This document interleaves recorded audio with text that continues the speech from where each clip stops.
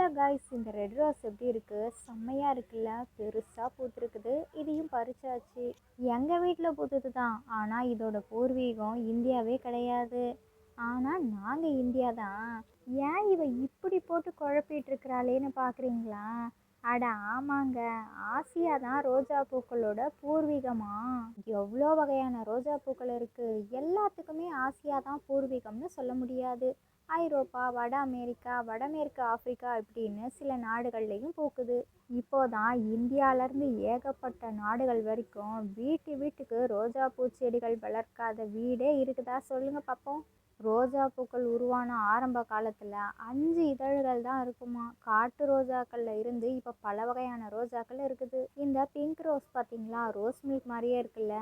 ஆமாம், ரோஸ் மில்க்குன்னு சொன்னதுக்கப்புறம் தான் ஞாபகம் வருது. ரோஜா பூக்களில் என்னென்னலாம் தயாரிக்கிறாங்க தெரியுமா? பர்ஃப்யூமு, சென்ட்டுன்னு சொல்கிற வாசனை திரவியங்கள், rose powder, rose water, rose petals எல்லாம் வச்சு செய்கிற குளியல் பவுடரு, அதுக்கப்புறம் குல்கந்துன்னா என்னென்னா, அதாவது ரோஸ் இதழ்கள், அதுக்கப்புறம் கல்கண்டு, தேனெல்லாம் கலந்து செய்கிற ஒரு இனிப்பாமே. நீங்கள் அதை ஏதாவது சாப்பிட்ருக்கிறீங்களான்னு கமெண்டில் சொல்லுங்கள். இப்போதான் நானே முதல் முறையாக குல்கந்துங்கிறத கேள்விப்பட்டிருக்கிறேன். உங்களுக்கு தெரியும்னா சொல்லுங்கள். இதோட இன்னொரு இன்ட்ரெஸ்டிங்கான வீடியோவில் பார்க்கலாம். ஓகே, பாய்.